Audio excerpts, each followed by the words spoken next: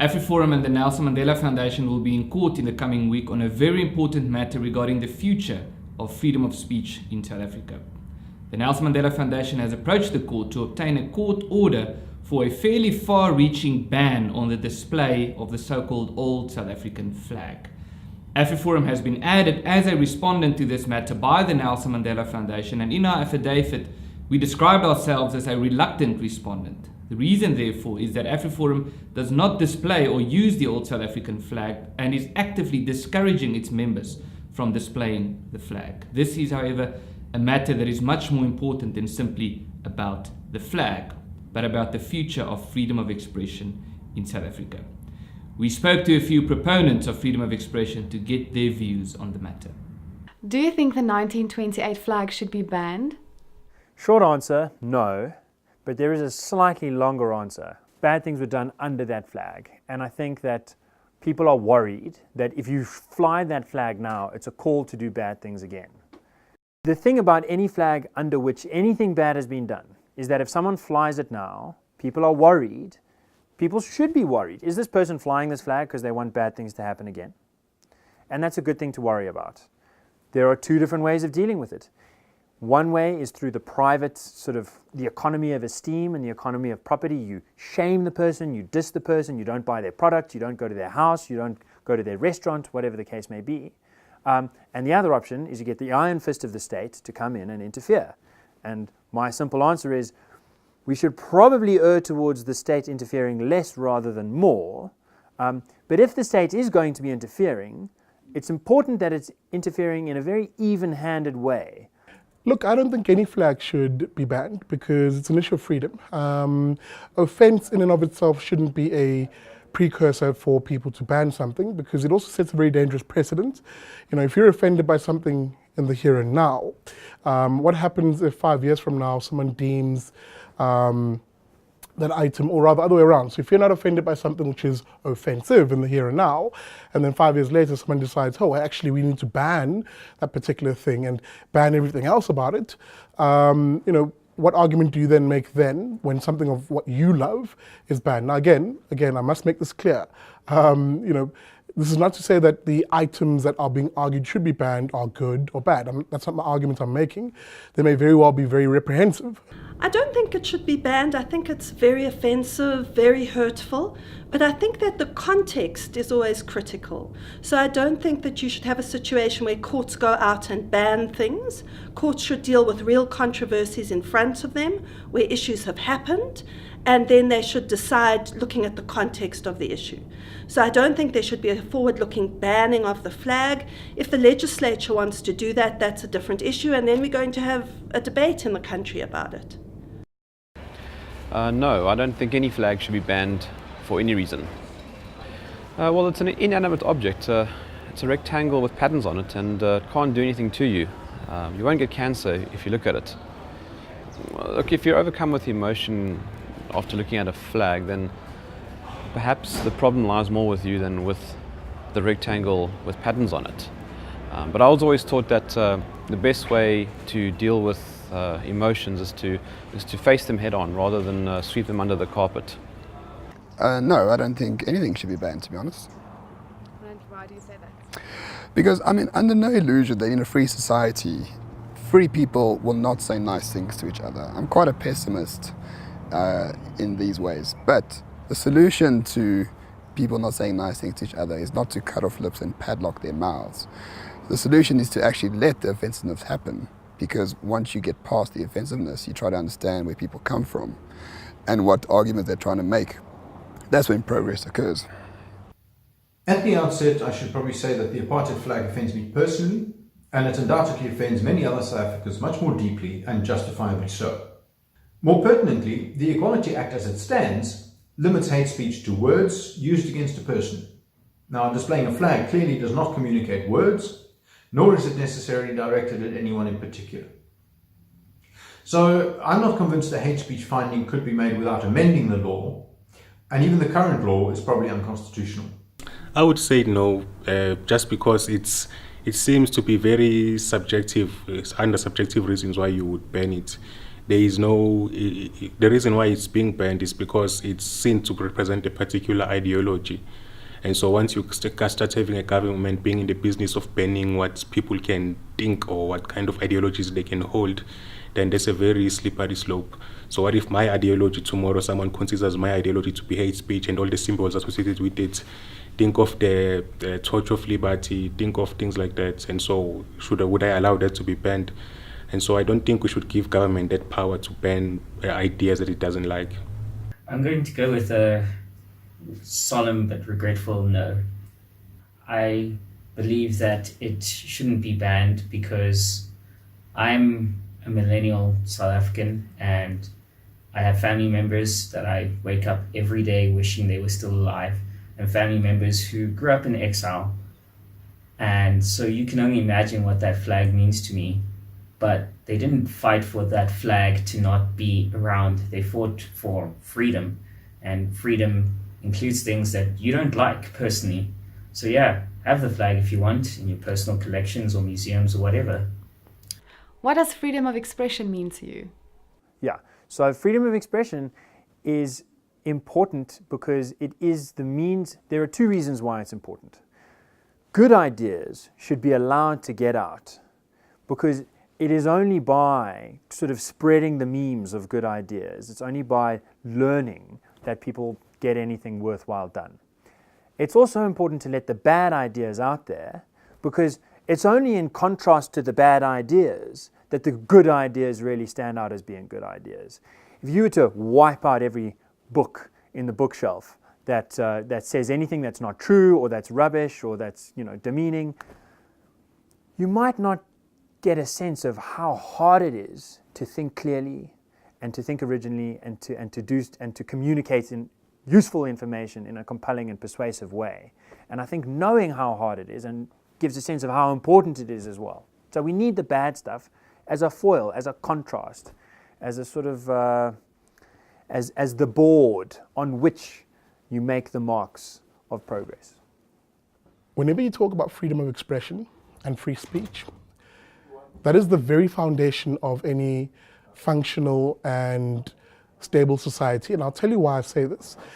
If you can't have a population that is able to speak to each other freely, then you will never have a people who understand each other and can live and coexist peacefully with each other. Excuse me.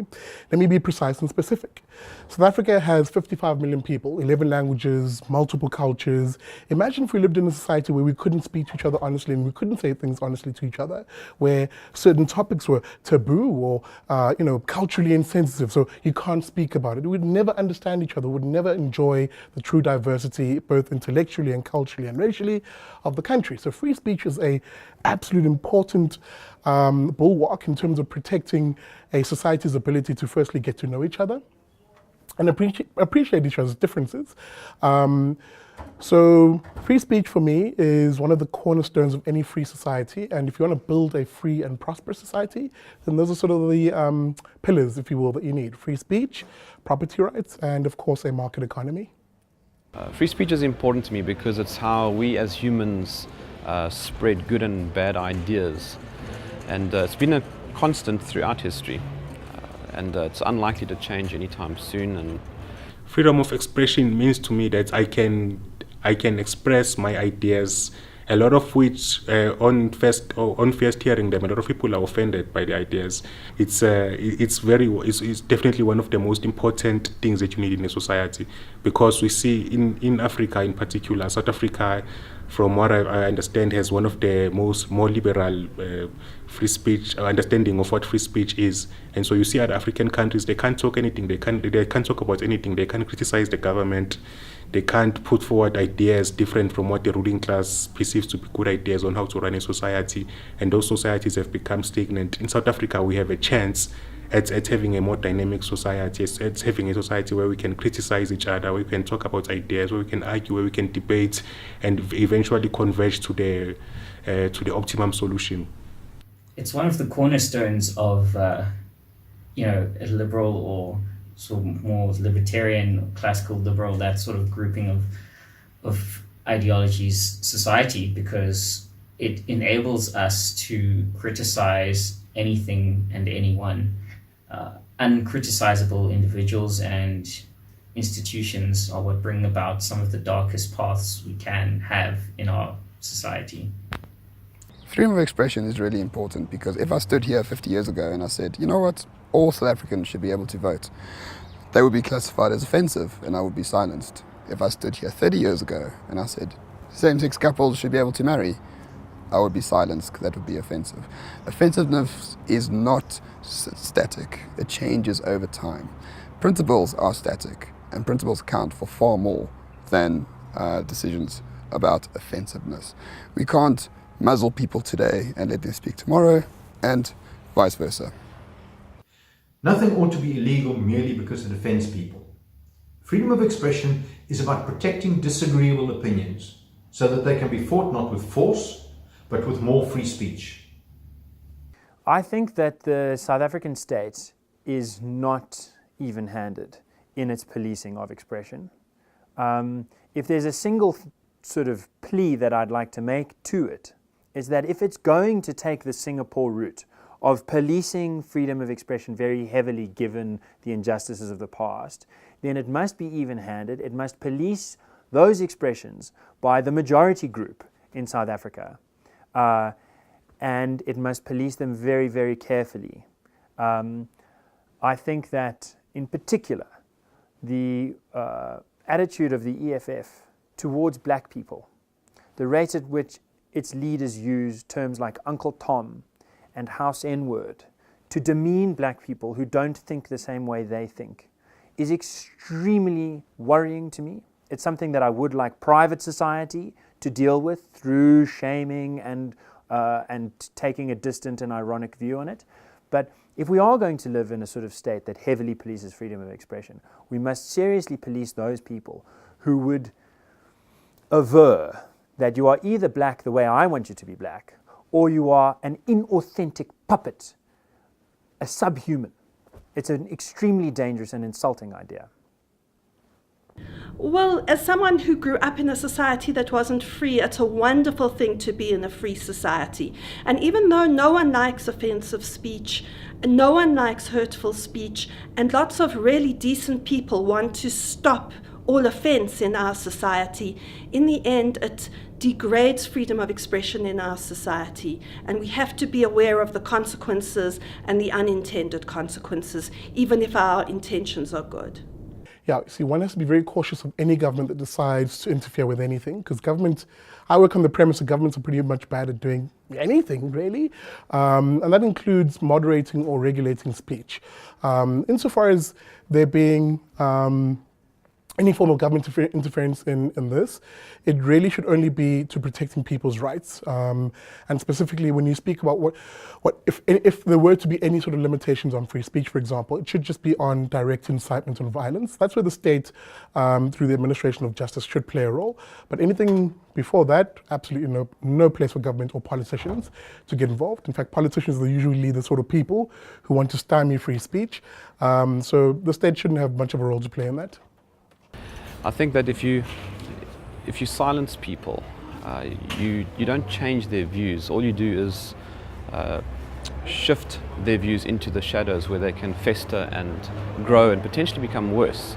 Silencing speech has never ended well anywhere in the world at any point in history.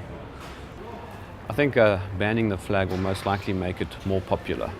Well, because as I already said, it's subjective. Basically, what will happen once you give government this power to ban symbols representing ideas it doesn't like, then where does it stop? I mean, where's the objective limit to this?